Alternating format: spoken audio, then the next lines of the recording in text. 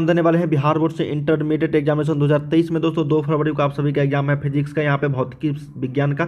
Video को अंत तक सभी देखना, जितने भी छात्र एग्जाम देने वाले 2 फरवरी को काफी इंपॉर्टेंट ऑब्जेक्टिव टाइप क्वेश्चन लेकर आए और साथ में सब्जेक्टिव भी बताऊंगा। तो वीडियो को अंत तक सभी देखना, एक एक प्रश्न यहाँ पे दोस्तों आप सभी के एग्जाम्स में हूबहू देखने को मिलेंगे। काफी सारे इंपॉर्टेंट वायरल टाइप क्वेश्चन है दोस्तों, जो आप सभी को एग्जाम्स में सीधे देखने को मिलेंगे। टोटल ऑब्जेक्टिव रहेंगे 70, जिसमें से सिर्फ और सिर्फ आपको 35 का जो देना है जो आपको ईजी लगे, ठीक है। 20 आपको लघु उत्तर रहेंगे, जिसमें से 10 का ही जवाब देना है टोटल, कोई भी। टोटल 6 दीर्घ उत्तर रहेंगे, जिसमें से 3 का जवाब देना है। टोटल पूर्णांक जो रहेंगे फुल मार्क्स 70 रहेंगे। समय दिया जाएगा 3 घंटे 15 मिनट। तो चलिए एक एक प्रश्न देखते हैं दोस्तों। वीडियो को लाइक कर लीजिए, जितने भी छात्र एग्जाम देने वाले हैं वीडियो को लाइक करके शेयर जरूर कर दीजिए दोस्तों, और चैनल को सब्सक्राइब कर लीजिए, ताकि इसी तरीके से हर एक सब्जेक्ट का केमिस्ट्री, बायोलॉजी, हिंदी, इंग्लिश का लेकर आने वाला हूँ दोस्तों, ठीक है ना। तो आपको नोटिफिकेशन मिल जाएगा आंसर की के साथ, ठीक है। तो चैनल को सारे सब्सक्राइब कर लेना, वीडियो को लाइक करके शेयर कर देना। तो चलिए एक एक प्रश्न देखते हैं दोस्तों। जो भी छात्र एग्जाम देने वाले हैं 2 फरवरी को, बहुत ही शानदार क्लासेज होने वाले हैं दोस्तों। यहाँ से आप लोग को हूबहू क्वेश्चन देखने को मिलेंगे कई सारे, ठीक है। तो अंत तक सभी देखना। चलिए पहला प्रश्न देख लेते हैं। कहा गया है कि किस कारण से वायु का बुलबुला पानी में चमकता है। बहुत ही शानदार प्रश्न है दोस्तों, पिछले साल ही और रिपीटेड प्रश्न है, ये सारे कई बार देखने को मिलेंगे। तो चलिए पहला प्रश्न का आंसर यहाँ पे, किस कारण से वायु का बुलबुला जो है चमकता है, वो होता है TIR। TIR का मतलब होता है टोटल इंटरनल रिफ्लेक्शन, ठीक है ना। पूर्ण आंतरिक परावर्तन होता है। तो ऑप्शन नंबर क्या हो जाएगा, सी हो जाएगा। TIR याद रखिएगा, ठीक है। तो किस कारण से वायु का बुलबुला जो है पानी में चमकता हुआ नजर आता है, वो होता है आपका दोस्तों पूर्ण आंतरिक परावर्तन, ठीक है। चलिए अगला प्रश्न देख लेते हैं।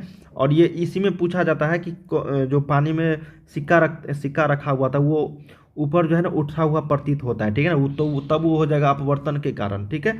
चलिए अगला देख लेते हैं कि 2 समानांतर दर्पण के बीच, देखो यहाँ पे कहा गया कि दर्पण के बीच रखी गई एक वस्तु की प्रतिबिंब। तो 2 समानांतर, मान लो कि ये 2 समानांतर रेखा है, इसके बीच अगर कोई हम लोग वस्तु रखेंगे ना, तो देखो कितने प्रतिबिंब बनेंगे पता भी है, अनंत बनेंगे। कितने बनेंगे, अनंत, इनफाइनाइट बनेगा। ऑप्शन नंबर क्या हो जाएगा, 2 का डी। समझ में आ रही ना। 2 समानांतर दर्पणों के बीच जो है अनंत प्रतिबिंब बन सकते हैं एक वस्तु का। अगला है कि मीटर सेतु की जो तार बनी होती है, मीटर ब्रिज का जो वायर बना होता है, वो किसका बना होता है, तांबा का, स्टील का, मैग्नीज का, या फिर लोहा का। तो सही उत्तर हो जाएगा दोस्तों मैग्नीन का। क्या हो जाएगा, मैग्नीन का। 3 का सही उत्तर सी करेक्ट हो जाएगी। पूछा गया प्रश्न था दोस्तों, याद रखिएगा, ऑप्शन नंबर 3 का सी। चलिए 4th नंबर देखते हैं, थोड़ा सा फास्ट हम लोग करते हैं। यदि समरूप विद्युत एक्स अक्ष की दिशा में है तो समविभवी होगा। बहुत ही शानदार प्रश्न है दोस्तों, मैंने आप लोग को पिछले वीडियो में बताया था ये चीज़, ठीक है ना। जब एक्स अक्ष रहेगा तो वाई जेड मारना है। जब वाई अक्ष रहेगा तो ये आपका हो जाएगा एक्स जेड, और जब आपको जेड अक्ष रहेगा दोस्तों तो वो हो जाएगा आपका एक्स वाई। मतलब जो आपको दिया है ना एक्स अक्ष, उसको हटा के बाकी ये वाला आंसर हो जाएगी। यहाँ पे देखो एक्स जेड है, तो इसका मतलब वाई अक्ष का ये समीकरण है। और ये आपका अगर एक्स वाई इसमें जेड नहीं, तो ये जेड अक्ष का यहाँ पे समविभव है। तो यहाँ पे सही उत्तर 4 का सी। देखिए इस तरह के प्रश्न आपको 1 नंबर फिक्स है। 5 नंबर देखते हैं कि संधारित्रों के समानांतर संयोजन में जो राशि प्रत्येक संधारित्र के लिए समान रहती है, वह क्या कहलाता है। तो वह होता है दोस्तों आपका पोटेंशियल डिफरेंस। पोटेंशियल डिफरेंस दोस्तों सभी यहाँ पे देखो, समानांतर संयोजन में जो राशि संधारित्र के लिए समान रहती है वो होता है आपका पोटेंशियल डिफरेंस। तो ऑप्शन नंबर क्या हो जाएगा, 5 का सी। नेक्स्ट देख लेते हैं 6 नंबर। कहा गया है कि किसी माध्यम की अपेक्षिक परावैद्युतांक एप्सिलॉन नॉट आर का जो मान होता है दोस्तों, वो होता है आपका एप्सिलॉन अपॉन एप्सिलॉन नॉट। क्या होता है, epsilon upon epsilon not. Option number 6 का सी ये फार्मूला है दोस्तों, याद रखिएगा। अगला प्रश्न बच्चे कि इलेक्ट्रॉन का जो विशिष्ट आवेश होता है, देखो इलेक्ट्रॉन का जो स्पेसिफिक चार्ज होती है, काफ़ी इंपॉर्टेंट प्रश्न है, याद रख लीजिएगा। इलेक्ट्रॉन का जो विशिष्ट या फिर स्पेसिफिक चार्ज जो होती है, वो होता है 1.8 गुने 10 के पावर 11 कूलम्ब पर केजी। क्या होता है, कूलम्ब पर केजी। तो ऑप्शन नंबर क्या हो, सी के साथ चलना है, ठीक है ना, कूलम्ब पर केजी। ऑप्शन नंबर 7 का सी। अगला देख लेते हैं 8 नंबर। कहा गया कि पृष्ठीय आवेश घनत्व का एसआई मात्रक जो होता है वो कितना होता है। देखिए पृष्ठीय आवेश घनत्व का जो एसआई मात्रक होता है दोस्तों, वो होता है आपका कूलम्ब पर मीटर स्क्वायर। क्या होता है, देखो कूलम्ब पर मीटर स्क्वायर होती है। तो ऑप्शन नंबर किसके साथ चलेंगे, ऑप्शन नंबर डी के साथ चलेंगे, ठीक है। कूलम्ब देखो कूलम्ब गुने 1 में मीटर स्क्वायर होता है। तो ऑप्शन नंबर क्या हो जाएगा, इसी को हम लोग लिख सकते हैं coulomb per metre square. Option number D. अगला देख लेते हैं कि एप्सिलॉन नॉट का मान क्या होता है। देखिए इसका जो कांस्टेंट वैल्यू होता है एप्सिलॉन नॉट का, तो एप्सिलॉन नॉट का जो मान होती है दोस्तों वो होता है 8.85 गुने 10⁻12 एफ पर मीटर, ठीक है ना। ऑप्शन नंबर ए के साथ चलना है। ये कांस्टेंट वैल्यू है, नियतांक होती है ना, एप्सिलॉन नॉट का मान यहाँ पे कांस्टेंट होता है।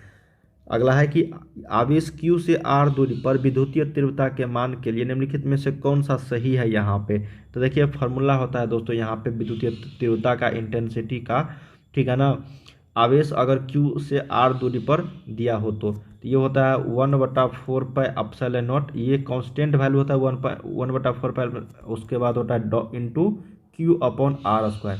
तो ये आप लोग याद रख लीजिएगा दोस्तों, डायरेक्टली प्रोपोर्शनल होता है दोस्तों 1/R² के, ठीक है। ये वाला सूत्र आप लोग याद रख लीजिएगा, आपको आसानी से क्वेश्चन बन जाएंगे। तो ऑप्शन नंबर क्या हो जाएगा 10 का यहाँ पे बी करेक्ट हो जाएगी। चलिए अगला प्रश्न देखते हैं हम लोग।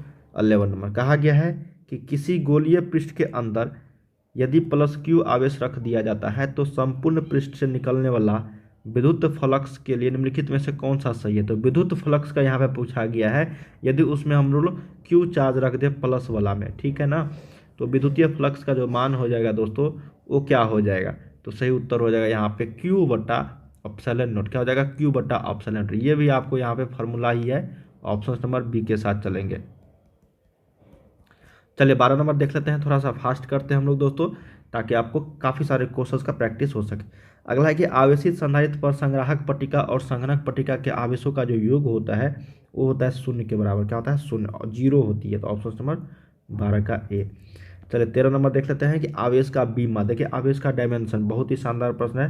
देखिए आवेश का जो बीमा होता है वो 80 होता है, क्या होता है 80। ऑप्शन नंबर ए के साथ चलाएंगे। अगला है कि निम्नलिखित में से किस राशि का मात्रक वोल्ट पर मीटर होता है। देखिए वोल्ट पर जो मीटर होती है ना, ये किसका मात्रक होता है, किस राशि का मात्रक होता है। विद्युतीय फ्लक्स, विद्युतीय विभव, विद्युतीय धारिता या फिर विद्युतीय क्षेत्र।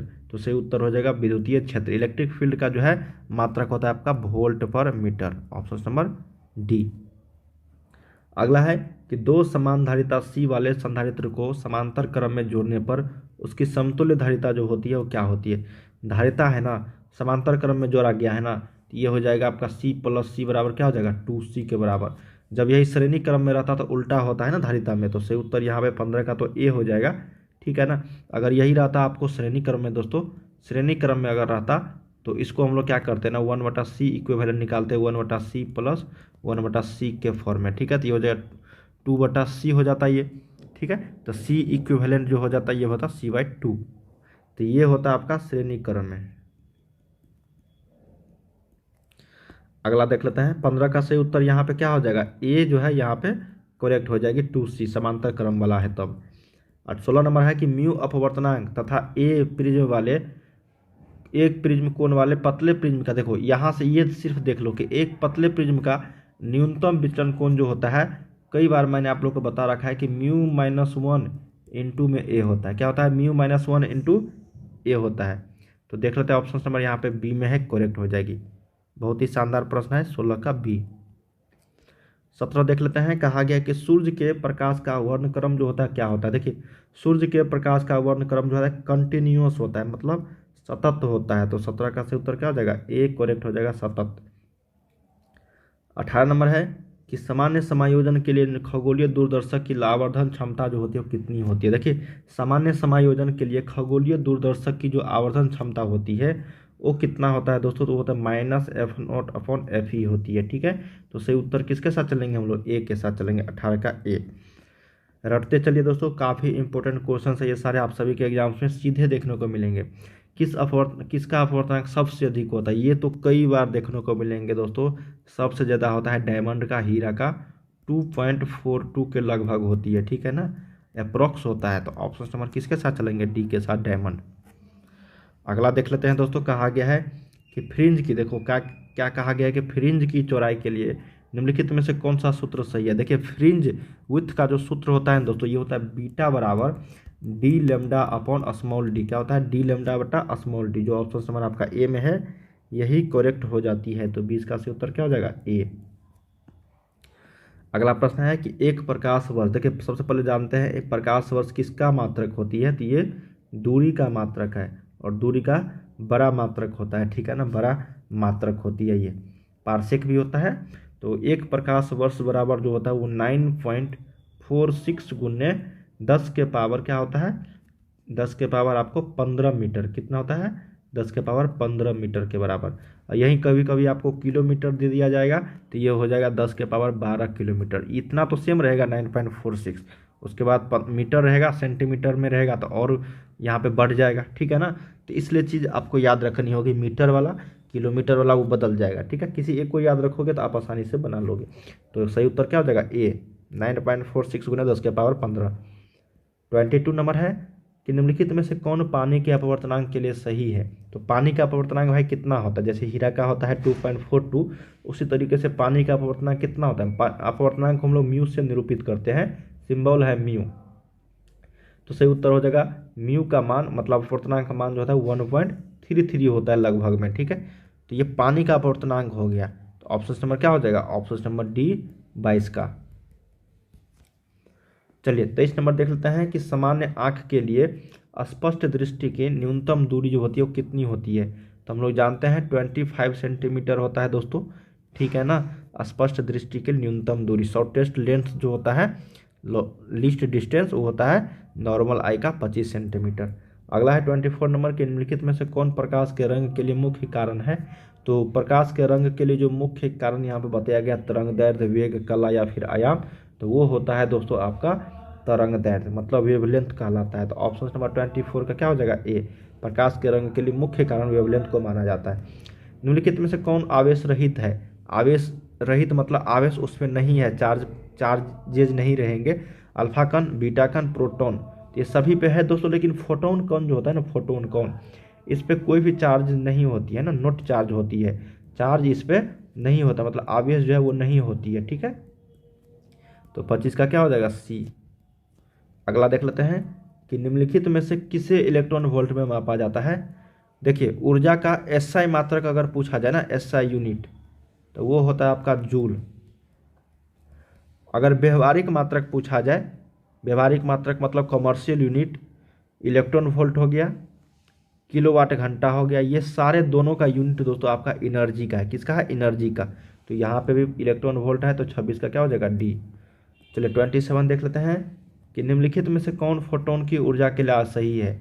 तो फोटोन की जो ऊर्जा के लिए यहाँ पे सही हो जाएगी, वो आपका यहाँ पे बताना है दोस्तों, वो जगह hc/λ, क्या हो जाएगा hc/λ, सूत्र है कि फोटोन की ऊर्जा का। ऑप्शन नंबर 27 का बी। 28 नंबर देखते हैं, कहा गया है कि U-238-92 में न्यूट्रॉन की संख्या क्या होगी। देखिए न्यूट्रॉन की संख्या निकालने के लिए हम लोगों को 238 में से आपको 92 यहाँ पे इलेक्ट्रॉन की परमाणु संख्या आपको घटानी है द्रव्यमान संख्या में से, वो तो न्यूट्रॉन की संख्या आ जाएगी। ये हो जाएगा लगभग 146। ऑप्शन नंबर सी के साथ चलना है, यही आपको राइट हो जाएगी। चलिए अगला प्रश्न देखते हैं 29 नंबर कि निम्नलिखित में से कौन सा सही है, कौन सा सही है ये बताना है दोस्तों। तो बताओ कौन सा सही है। यहाँ पे दार्शनिक टू बाइनरी वाला है। तो हम लोग जानते हैं दोस्तों, जैसे यहाँ पे 2 के 4 निकालना है ना, तो 2 के पावर ये 0 हो गया, 2 के पावर 1 हो गया, 2 के पावर 2 हो गया, ठीक है। तो 2 के पावर 2 कितना होता है 4, प्लस 2 के पावर 1 2 गुने 0 0, और ये 0 से मल्टीप्लाई करेंगे तो 0 ही आएगा, तो इसका मतलब 4। तो ऑप्शन नंबर आपका ए ही सही है यहाँ पे, ठीक है ना। 4 को हम लोग बाइनरी में लिखेंगे 100, जैसे 4 को लिखेंगे कितना 100 बाइनरी में, ठीक है। ऑप्शन नंबर क्या हो जाएगा 29 का ए। बाकी सारे गलती है दोस्तों, ये कोई और मान निकल जाएगा इन सब का। तो यहाँ पे 29 का जो सही उत्तर ए के साथ चलना है। अगला देख लेते हैं कि द्विआधारी योग, बाइनरी जो एडिशन होता है ना, जैसे 0 और 1 का ही प्रयोग किया जाता है, ठीक है। तो 1 + 1 के जो बराबर होता है वो आपको बताना है। तो 1 + 1 के जो बराबर अगर हम लोग बोलेंगे दोस्तों, तो वो आपका 1 0 के बराबर ही होगा, 10 के बराबर, ठीक है। 1 + 1। ऑप्शन नंबर क्या हो जाएगा 30 का सी। अगला देख लेते हैं कि और गेट के लिए बुलियन व्यंजक क्या होता है। देखिए नंड गेट के लिए होगा, एंड गेट के लिए होगा, नॉट गेट के लिए होगा, नंड गेट के लिए होगा, और गेट के लिए। चारों गेट दोस्तों 3 तो बेसिक होते हैं, लेकिन नंड गेट भी पूछा जाता रहा है। और गेट के लिए बताइए, यहाँ पे बुलियन व्यंजक पूछा गया था। और गेट के लिए होता है सिंपल a + b = c होता है, इसमें रेकरिंग और ये वाला नहीं होता है, डॉट वाला, ठीक है। 32 है कि चुंबकशीलता होता है। तो चुंबकशीलता जो होता है परमिबिलिटी, वो क्या होता है, देखिए उस जिसको हम लोग म्यू से निरूपित करते हैं, तो म्यू का मान होता है आपका B/H। क्या होता है, B/H। ठीक है, तो 32 का सही उत्तर क्या हो जाएगा, ए करेक्ट हो जाएगी।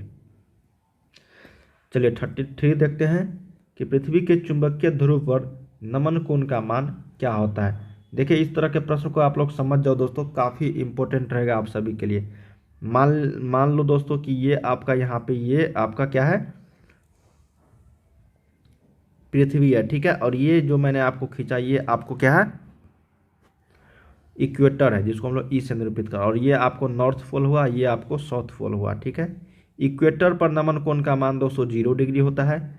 ठीक है, और पोल पे, दोनों पोल पे, पोल जिसको हम लोग ध्रुव बोलते हैं 90 डिग्री होती है। अब बताओ चुंबकीय ध्रुवों पर नमन कोण का मान कितना होगा, 90 डिग्री होगी। ठीक है, और इक्वेटर पे कभी कभी चुंबकीय ध्रुव नहीं देके विषुवत रेखा पर पूछ दिया जाएगा, तो ये होता है आपको विषुवत रेखा पर। देखिए इस तरीके के क्वेश्चन मैंने आप लोग को 3 बता दिए हैं। ठीक है, तो ये होता है विषुवत रेखा पर, तो सही उत्तर यहाँ पे क्या हो जाएगा, 33 का सी करेक्ट हो जाएगी, 90 डिग्री। ठीक है, चलिए अगला प्रश्न देखते हैं। कहा गया कि चुंबक की ज्यामितीय लंबाई LG तथा चुंबकीय ज्यामितीय लंबाई LG चुंबकीय लंबाई LM में संबंध जो होता है क्या होता है। देखिए ज्यामितीय लंबाई और चुंबकीय लंबाई में जो होता है याद रखिएगा, LM जो होता है मतलब चुंबकीय लंबाई जो होता है दोस्तों, और इसका जो LG होता है ज्यामितीय लंबाई का, उसका अनुपात होता है आपका 5/6। ठीक है ना, तो ये हो जाएगा आपका 6LM बराबर 5LG के बराबर होती है, 6LM बराबर 5LG। तो देख लेते हैं यहाँ पे LM बराबर, तो LM बराबर निकालेंगे यहाँ से क्या हो जाएगा, 5/6 और LG हो जाएगी, जो ऑप्शन नंबर आपका ए में है यही करेक्ट हो जाएगा, 34 का ए। स्टार लगा लो, काफ़ी इंपॉर्टेंट क्वेश्चन है ये। 35 देखते हैं कि एक्स किरणों के तरंगदैर्ध्य का जो मान होता है वो कितना होता है। देखिए एक्स किरणों के जो तरंगदैर्ध्य का मान होता है वो लगभग 10⁻⁻7 मीटर के बराबर होती है। तो सही उत्तर क्या हो जाएगा, 35 का ए, अबाउट 10⁻⁻7 मीटर होता है। ठीक है, तो दोस्तों हम लोगों ने यहाँ पे टोटल जो क्वेश्चंस किए हैं 35 किए हैं। इसके आगे के क्वेश्चन हम लोग लघु और दीर्घवृत्तीय प्रश्न करेंगे। काफ़ी इंपॉर्टेंट क्वेश्चन मैंने आप लोग के यहाँ पे बताए हैं दोस्तों, जो आप सभी के एग्जाम में सीधे देखने को मिलेंगे, कई सारे प्रश्न यहाँ से हूबहू, ठीक है, बिना किसी अंक चेंज किए हुए।